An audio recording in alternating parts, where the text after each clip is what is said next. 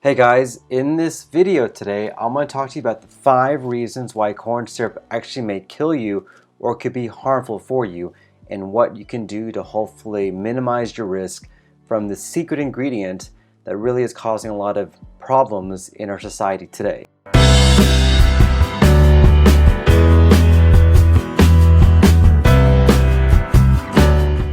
So for those guys who are joining for the first time, my name is Dr. Samir Assam. Hello, thank you for watching these videos. I am an actual poop doctor. Yes, there's an actual job that I have, and my passion is to give you tips and tricks to help out with your gut health.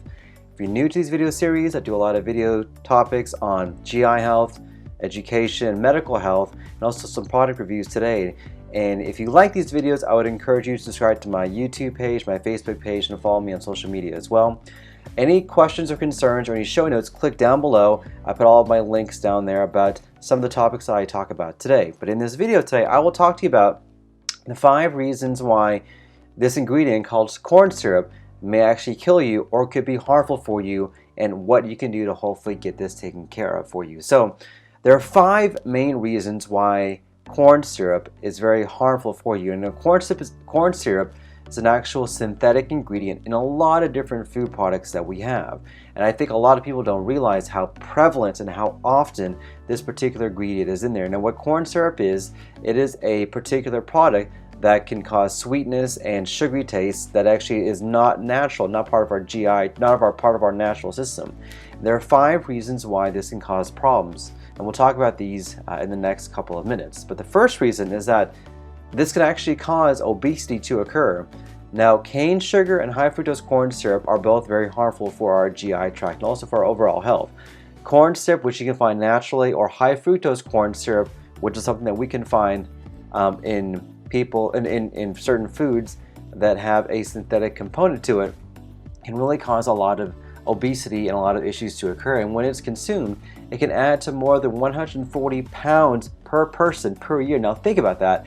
That is almost twice the weight of somebody who is a normal male in the US today, or even if we're a normal female. You're adding almost twice the weight just by having this one particular ingredient that you actually may not be realizing could be causing a lot of problems in your body. Now, our ancestors, if we compare that to before, had 20 teaspoons per year as opposed to the amount that we're having right now in our current society. And this can cause a lot of problems, including obesity. And obesity in and of itself leads to a lot of long-term medical conditions, including diabetes, high blood pressure, heart problems, and there are at least 13 different cancers that are associated with obesity. So that's the number one reason, is that sugar or high fructose corn syrup can cause obesity, which can lead to a lot of medical problems. The second reason is that high fructose corn syrup and sugar cane or cane sugar actually are not the same. They're very different things. So high fructose corn syrup is an industrial product. It is not a naturally made product. It is a product that we made over the years as a substitute for natural sugar. This is actually extracted from corn stalks and is extracted chemically. The reason why we've made high fructose corn syrup is that it is sweeter and cheaper than what we've had in the past. So it is a product that is actually a lot cheaper to make than what it used to be, and because of that, a lot more societies, a lot more of the industry is making high fructose corn syrup. And also, the high fructose corn syrup has been shown to increase or change metabolic changes inside your GI tract, making you more likely to form fat, making it more likely to form obesity as well, which is very different from what could be out there naturally. And so if you look at the ingredients for some of the more common things that we have, whether it's ketchup or even certain breads, the reason why people actually may not feel well with those particular foods, it may not be the actual bread itself, but it could be the high fructose corn syrup that is located inside that bread, which can cause a havoc on a lot of your gut health, including your GI health as well. Now, the other thing about high fructose corn syrup is that more often than not, it can contain contaminants. For some high fructose corn syrup products, it actually may contain high levels of mercury. And keep in mind that high fructose corn syrup, because it is not a product that is natural, it is a product that is made, is not regulated by any federal industry. So people can put whatever they want into it. There are not certain guidelines to maintain the quality of this actual product as well. And so about 15-20% of the people who have high fructose corn syrup actually have a contaminant in it that actually may make it more harmful for you, which is another reason why I'm very leery about people who may be ingesting this particular product. Keep in mind also that high fructose corn syrup can be a marker of very poor quality. It is a processed food. It is not naturally occurring. It's part of the industrial complex that we have with eating and making things a little bit sweeter and cheaper than the way it used to be as well. If you want to be healthy, try to stay away from this particular product because it is a sign of a very poor quality food.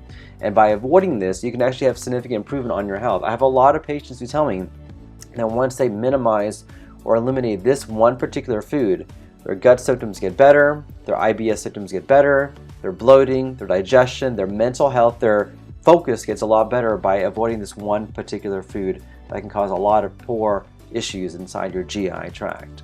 So in summary, high fructose corn syrup for me is a very poor quality food, and any ingredient that has it or any food that has that, be watchful about whether you actually are ingesting something that actually may be more harmful for you than better for you. Try to avoid it as much as you can. And I will tell you that for a lot of my patients who do avoid this one particular ingredient, they start to feel better, their gut symptoms get better, and overall they're knowing they're detoxing their GI tract or detoxing their body to prevent this from causing any significant problems.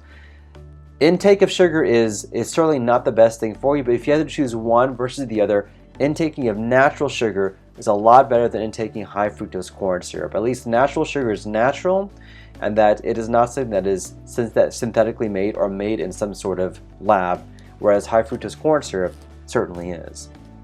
And keep in mind that high fructose corn syrup, because it is made, it's not regulated. And so we don't have any particular standards about whether this may be the best thing for you. And there are very good studies to suggest that high fructose corn syrup actually may have bad ingredients in it that could be contaminating and actually may not be that healthy for you with those contaminants that may be in there. So my question for you today, have you noticed an association between high fructose corn syrup but maybe some other gut issues or other health issues, whether it's obesity, IBS, reflux? Have you noticed yourself, if you've minimized or stopped this particular ingredient, have you felt better with your overall health? Comment down below. I would love to hear what you guys have to say, and whether you found an association between high fructose corn syrup maybe maybe with the risk for developing obesity, feeling bad, or with some of your other health issues. And thank you guys for joining me today. Every Tuesday around this time, I do a Facebook Live where I try to give you one topic that you can take for your overall health. If you like these videos, I would encourage you to subscribe to my YouTube page, my Facebook page, and I'll also repost these videos every Friday as well on my YouTube page. I want to thank you guys for joining me today. Hope you guys have a great day. Thanks and take care.